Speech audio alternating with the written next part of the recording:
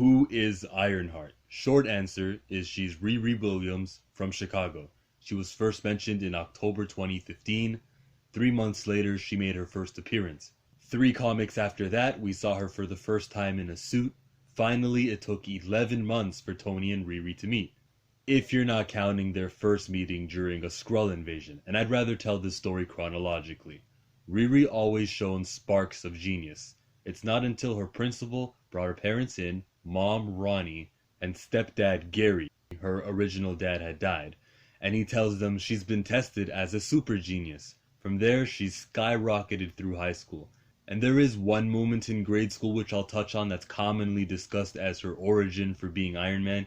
You can see here she's asking, when I say I want to be a scientist, you're supposed to say to be a nurse, so that she can persevere through the haters like her favorite astronaut.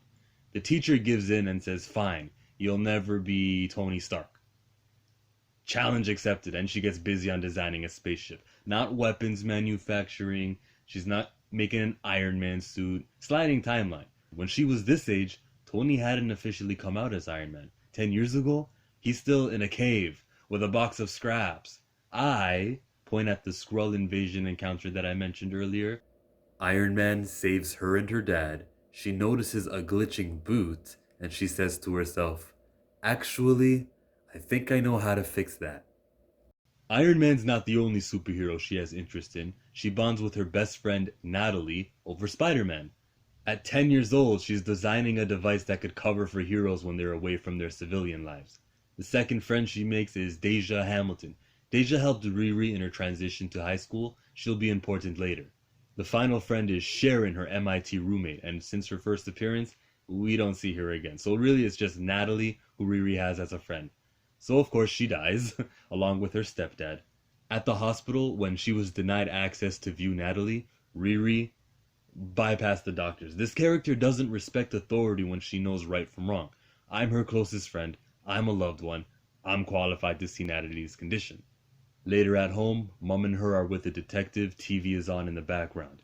And in this pivotal moment of her life, where she's seeking answers and random violence isn't cutting it, she sees her favorite, Spider-Man, and more importantly, regular old human being, Iron Man. Now, 15-year-old Riri makes a suit from stolen parts at MIT. Tony gets wind of it, checks up on her. She leaves a favorable impression on her, so much that when he died, he gifted her an artificial intelligence of himself, which she learned she needed because her first superhero mission didn't go so good. Let me pause here. Everything so far has been collected from flashbacks or Iron Man's comics. From this point, Riri Williams is the main character of the Invincible Iron Man, although you'd never know from looking at the covers. There will be 20 issues or 3 volumes, written by Avengers writer Brian Michael Bendis and drawn by Stefano Caseli, who designed her next 2 suits. Here are the main character points I can pick up from volume 1.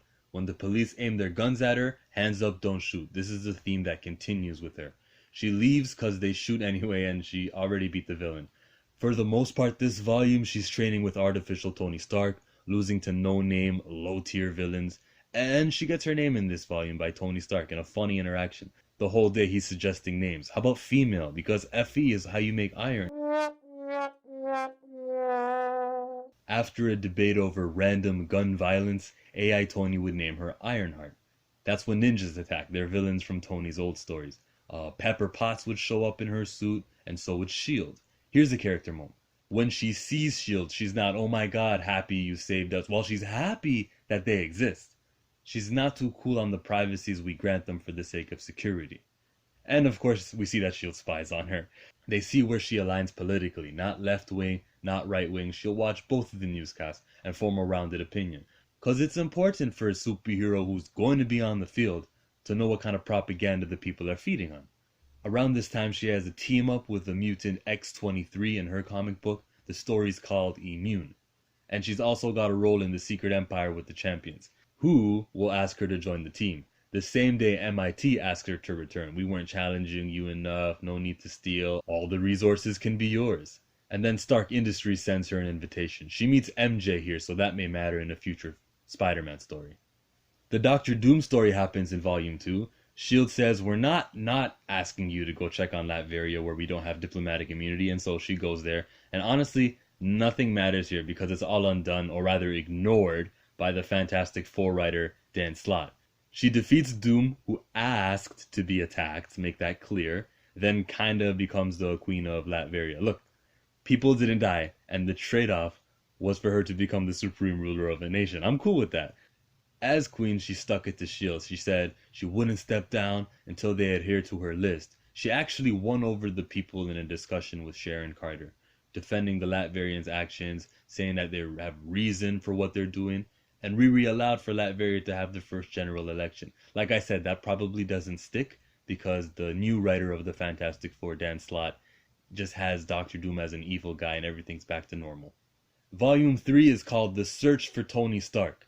This is where we meet her neighbor, Xavier King, who will become a reoccurring character. But because she's sharing the comic with Doom, with Tony who's coming back, that's really about it. Thank God for Champions. Riri joins Champions in issue 19. Champions is written by Jim Zub, multiple artists. Her first contribution was designing the CMB, Champions Mobile Bunker. She did it with Wasp, and it would be Hulk at the time. Now bunking with the team, we see more of her personality. She's still an introvert. She doesn't want to speak to Ms. Marvel, who is her total opposite. I read both characters. She did take a liking, though, to Vision, who's an android robot, so what does that tell you about Riri? In her first mission with the Champions, they go to Canada. There's a moment here where Nova goes down and she offers herself off as bait, so that's cool.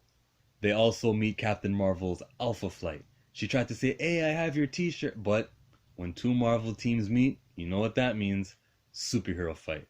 Don't worry, they kiss and make up and beat the villain at the end. Next mission, Infinity Countdown. This is a key, maybe the most important page in Ironheart's history. It's against Thanos. She's talking trash. Who do you think you are? I am. She didn't know who she was dealing with. Thanos sends the invitation. Ironheart accepts. And this. Riri wanted to fly to space her whole life. First time there, almost costs her whole life. Jim Zub, ladies and gentlemen. This is a moment Marvel constantly returns to in both this series, Champions, and Ironheart. That's right, it's called Ironheart. Riri's on the covers and the variant covers. Tony Stark is yet to appear on the comic yet. The writer is Dr. Ewing, artist Luciano Vecchio. But since I'm telling this chronologically, let's jump to issue 24 of Champions. There was a school shooting in Brooklyn. It was Miles' school. So a bunch of champions, Braun and Riri are talking on the roof. He's wondering why she's so quiet. She lets him know. She's been through this before. People die on Monday, we cry on Tuesday, we're late for work on Wednesday. That wasn't enough for Braun, and he asks, what are we going to do about it? She says, in the most cynical way, nothing. Why do you think I made this damn suit? This is Riri Williams. She's known to act and react in dark ways. And this darkness, if we could call it that, it's going somewhere. Back to the story. Ironheart, and thumbs me up if you're enjoying this video. Ironheart picks up with her in MIT. She has a campus laboratory. The lab is constantly being visited by the school's dean. He's usually got guests, and that'll drive her away from the school eventually. Her new villains are the 10 Rings. They could get a video on their own, but this is who is Ironheart. You recognize them from the MCU, one of the rare times that the comic books have adapted something from the movies. I think that Chitauri were also movie adaptations. Also returning is Xavier the neighbor. It's unclear how Riri feels towards him, but he gets a long phone conversation out of her. He asks an important question in this series, like, why are you a superhero? Why do you do this? She answered, those who move with courage make the paths for those who live in fear. It's something her dad used to say to her, which is great. We get that mantra. A lot of people love the Spider-Man. With great power, there comes great responsibility. This is the answer to that. And this series introduces her new artificial intelligence. It's Natalie. And that's just the first issue. The next story has her returning to Chicago for Deja, who's gone missing. That's something that's becoming common in Chicago. And Natalie is taking her place in class, coming full circle from the day that she met the real Natalie. There's a more authentic feel in this new series, from the dialogue to the art, the hair, the relationships. There's a moment where they're sitting on the couch where Ronnie, her mommy, says, Riri, tonight, this is my couch, who cares who you like? And sits right in between her and Xavier, because she knows what's going on. It's just an authentic vibe.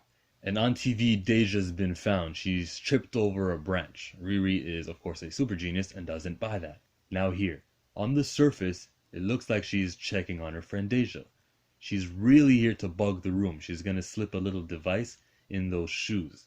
She'll later sell the patent for this gadget to make rent money. She overhears that Midnight's Fire is in this room and there's a superhero fight. She wins this round against Midnight's Fire. The next round happens in her home. Riri rushed her mom out the door. "Kay, love you, bye," because Midnight's Fire was in the house. She must have had one of her sensors triggered to know that. Also, this is the consequence of a public identity. It's about time Marvel pay that off. He's in her house, she's ready for him, he explains his whole backstory, he explains that there's something called the Wellspring of Power, and that Riri should use it to join the 10 Rings. He's inviting her into the clique, just like Clash, that first villain, invited her into the clique. Riri snaps when he says that he'll be a father figure to her, and they fight. He wins this round, leaving her unconscious in the garage. Midnight's Fire. The mystery of Deja Hamilton. The mystery of all the missing kids in Chicago. All these stories will collide. There's a crooked politician behind all of it. The politician is working with none other than Midnight's Fire. We get the final round so far of Riri versus Midnight's Fire.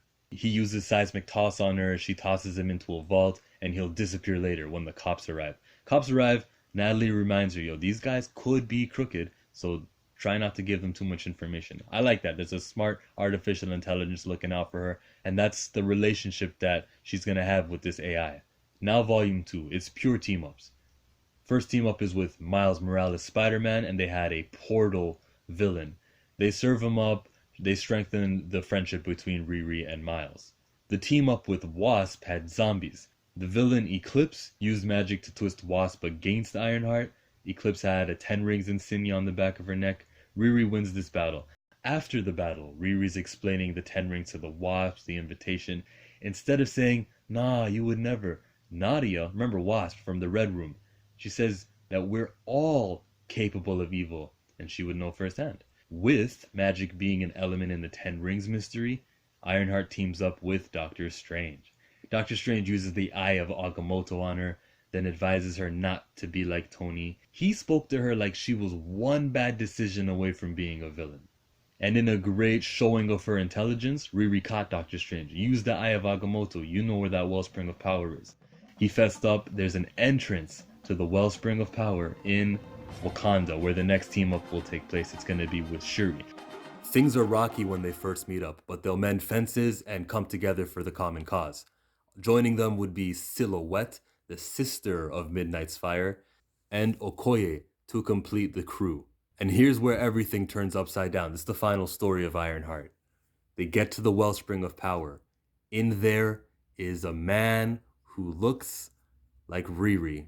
His name is Demetrius. It's her dad. But her dad is supposed to be dead. What gives? Well, clearly you've never read comics. No one's actually dead unless you see them dead. And even if you think they're dead, they were just teleported back in time. So in this time, while Riri was still in her mother's womb, he goes over to an experimental place where they test stuff on you for a little bit of cash. This is where things go dark. This is where he gets earth manipulating powers. If you watch Avatar, he's an earthbender now, and he goes by Dune, D-U-N-E. When dumped with the news that he has a daughter, he responds that he doesn't have one. Now, is that because he's rejecting her, or does he just not remember? We don't know, because after this, they fight. They fight, she steals that Stone of Hala and goes into the Wellspring of Power. Inside the Wellspring, she's heightened her access to her own consciousness, and she's somewhere inside of this other dimension world, and she gets to know herself. She gets into who she is, why she does it, nitty-gritty of everything. Remember that saying, those with courage make the path for those who move in fear? That's something that she got from her stepdad, Gary. They were watching something about Harriet Tubman, and she asked him, do you think she was afraid?